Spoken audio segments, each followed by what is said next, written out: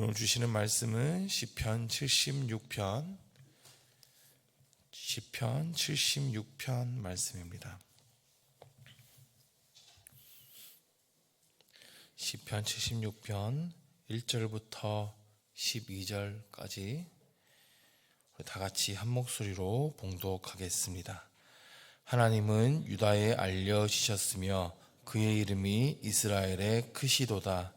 그의 장막은 살렘에 있으며 그의 초소는 시온에 있도다. 거기에서 그가 화살과 방패와 칼과 전쟁을 없이 하셨도다. 셀라. 주는 약탈한 산에서 영화로우시며 존귀하시도다. 마음이 강한 자도 가진 것을 빼앗기고 잠에 빠질 것이며 장사들도 모두 그들에게 도움을 줄 손을 만날 수 없도다. 야곱의 하나님이여, 주께서 꾸짖으심에 병과 말이 다 깊이 잠들었나이다. 주께서는 경외받을 이시니 주께서 한번 노하실 때에 누가 주의 목전에 서리이까. 주께서 하늘에서 판결을 선포하심에 땅이 두려워 잠잠하였나니 곧 하나님이 땅의 모든 온유한 자를 구원하시려고 심판하러 일어나신 때로다. 셀라. 진실로 사람의 노여움은 주를 찬송하게 될 것이요 그 남은 노여움은 주께서 금하시리이다. 너희는 여호와 너희 하나님께 서원하고 갚으라. 사방에 있는 모든 사람도 마땅히 경외할 이에게 예물을 드릴지로다. 그가 고관들의 길을 꺾으시리니 그는 세상의 왕들에게 두려움이시로다. 아멘.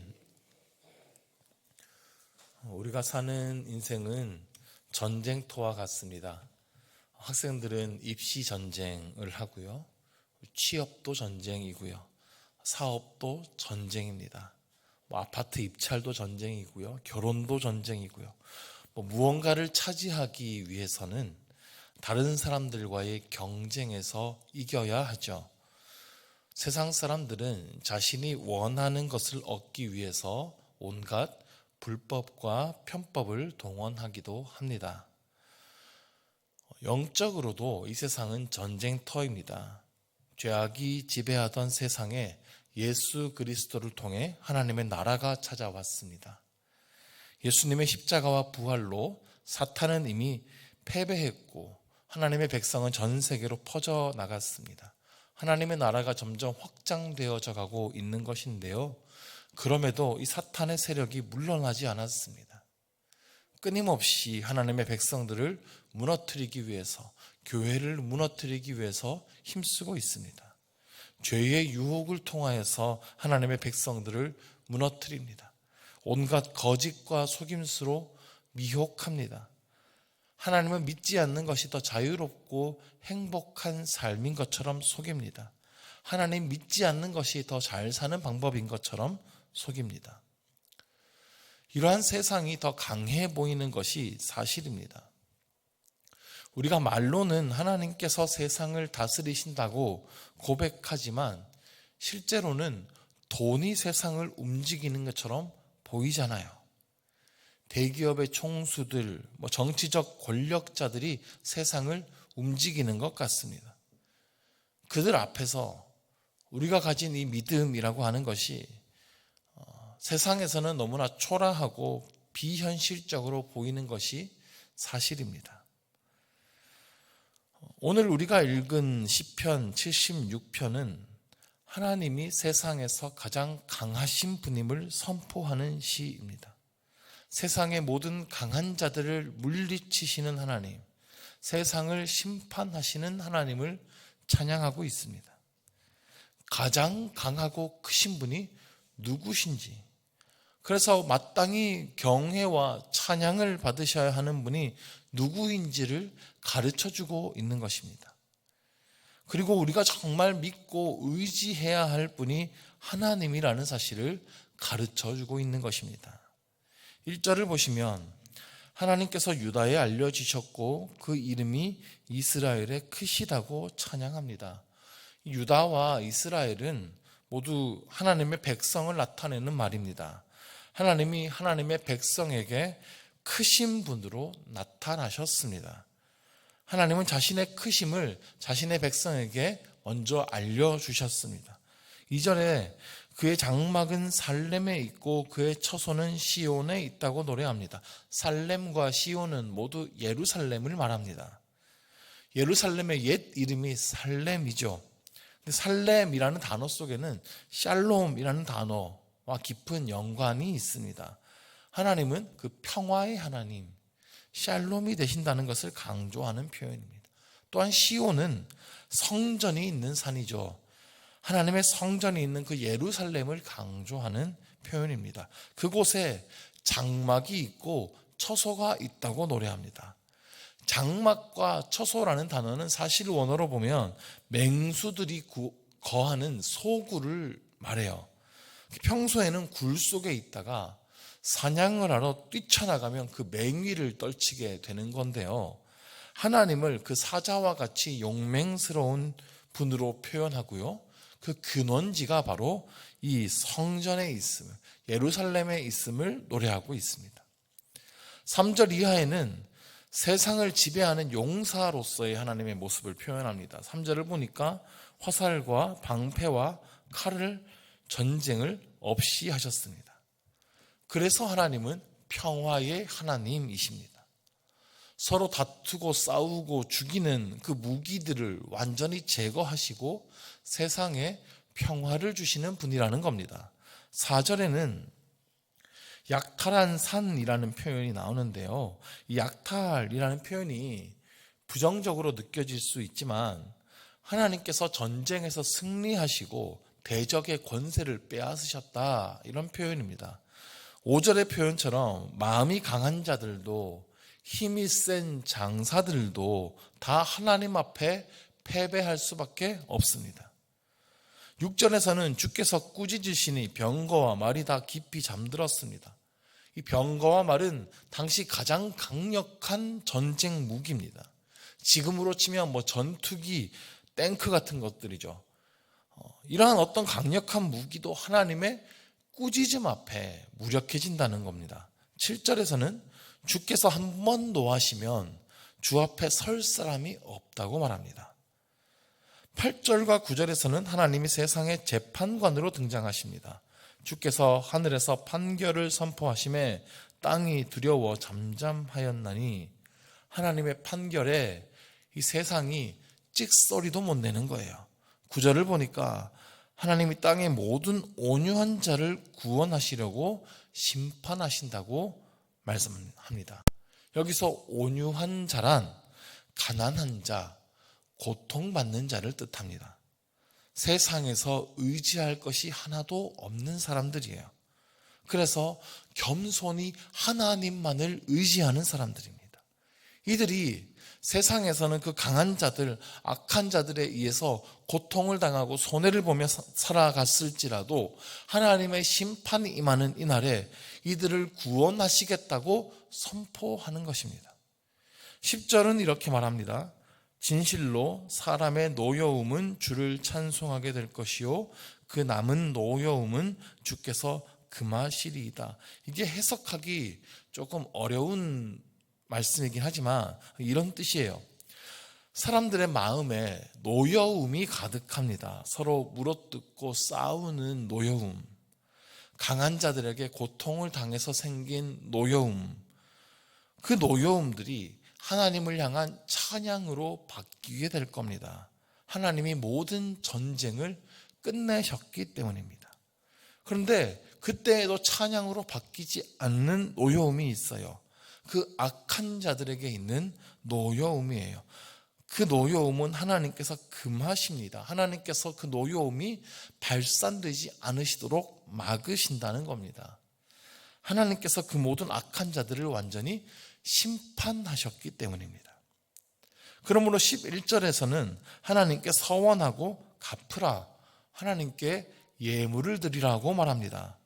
마땅히 예배 받으셔야 할 분에게 오직 하나님, 그 하나님만이 예배 받으실 분이라고 찬양하라고 선포하고 있는 것입니다.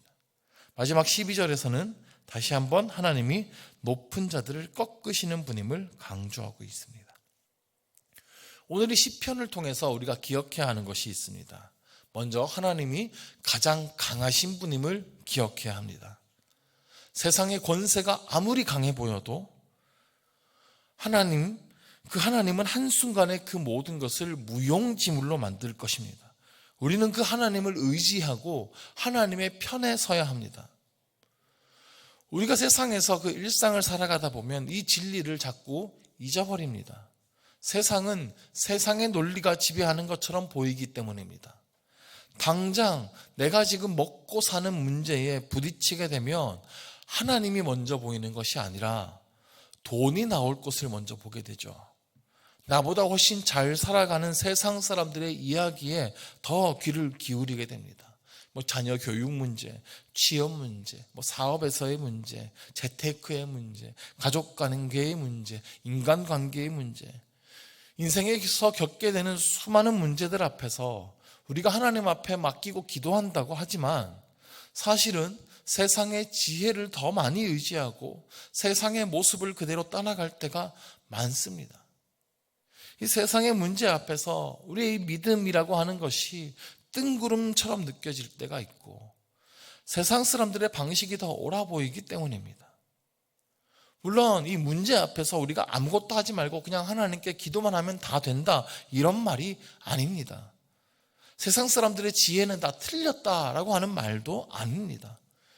이것은 우리가 무엇을 정말 의지하고 우리가 무엇을 따라가느냐, 우리가 어떠한 방식으로 살아가느냐의 문제입니다. 하나님을 의지하는 사람이라면 세상의 방식이 아무리 옳아 보여도 신앙과 반대되는 일은 하지 않을 것입니다. 신앙의 양심에 거스르는 일은 하지 않을 것입니다. 그것이 비록 나에게 손해가 되고 미련해 보일지라도 신앙과 반대되는 행동을 선택하진 않을 거예요. 그런데 세상을 의지한다면 당장의 이익을 위해서 그 불법과 편법을 저지르는데 거리낌이 없을 것입니다. 나의 이익을 위해서 다른 사람 짓밟는 일도 서슴지 않을 것입니다. 하나님을 믿는다고 말로는 할지 몰라도 하나님 없이 살아가는 것입니다. 오늘 본문은 분명히 심판하시는 하나님에 대해서 말하고 있습니다. 하나님은 땅의 악한 것들을 반드시 심판하실 것입니다. 그날에 땅의 모든 온유한 자들, 하나님만 의지하며 살아가던 사람들, 세상에서는 비록 의지할 곳 없고 손해를 보고 멸시를 당할지라도 오직 하나님만을 의지하고 하나님의 방법으로 살아가던 자들을 하나님께서 그 심판의 날에 구원하신다라고 말합니다. 우리는 그 심판하실 하나님을 기억해야 하는 것입니다. 세상이 아무리 강해 보이고 세상은 세상의 원리대로 돌아가는 것 같아 보여도 우리는 분명히 기억해야 합니다. 세상에서 가장 강하신 분은 우리 하나님이십니다. 세상을 움직이시는 분도 분명히 하나님이십니다. 하나님께서 그 모든 세상의 권세를 물리치실 것입니다. 하나님의 뜻에 어긋났던 그 악에 대해서 심판하실 거예요. 그리고 끝까지 믿음으로 견뎌낸 사람들에게 구원을 베푸실 것입니다. 오늘 시편의 11절 말씀은 하나님께 서원하고 갚으라, 마땅히 경외할 이에게 예물을 드리라 고백합니다. 우리가 하나님께 정말 드려야 될 이 서원이 무엇입니까? 하나님께서 가장 기뻐하시는 예물이 무엇일까요? 우리의 삶을 하나님께 예물로 드려야 합니다. 우리의 삶을 하나님께 살아있는 그 산제물로 드려야 하는 것입니다. 하나님께서 기뻐하시는 그 뜻을 알고 우리 삶을 구별하여 드리는 그 삶의 제사, 온전하신 하나님의 뜻을 이루어드리는 우리의 삶의 제물을 하나님께 드려야 하는 것입니다. 우리 하나님이 가장 강하신 분임을 기억합시다. 오늘도 우리의 삶을 지켜보시고 이 세상을 다 지켜보고 계시는 그 하나님을 기억합시다. 그 하나님 앞에서 이 하나님의 기뻐하시는 뜻대로 살아가는 오늘 하루가 될 수 있기를 주의 이름으로 축원합니다. 기도하겠습니다. 하나님이 세상을 다스리시는 분이십니다. 하나님이 온 세상의 악함을 심판하실 것입니다. 오직 하나님만이 우리의 예배 받으실 분이십니다. 그 하나님을 기억하며 하나님을 경외함으로 오직 하나님의 뜻대로 살아가는 우리 되게 하여 주옵소서.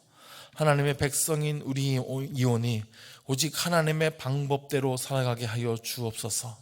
세상이 아무리 강해 보이고 세상 사람들의 악한 방식이 옳아 보이고 형통해 보일지라도 우리는 오직 세상을 다스리시고 심판하실 주님을 바라보며 하나님의 방법으로 살아가게 하여 주옵소서. 그래서 오직 구원의 날에 하나님을 찬양하며 오직 하나님을 경외하며 하나님께 칭찬받는 우리 되게 하여 주옵소서.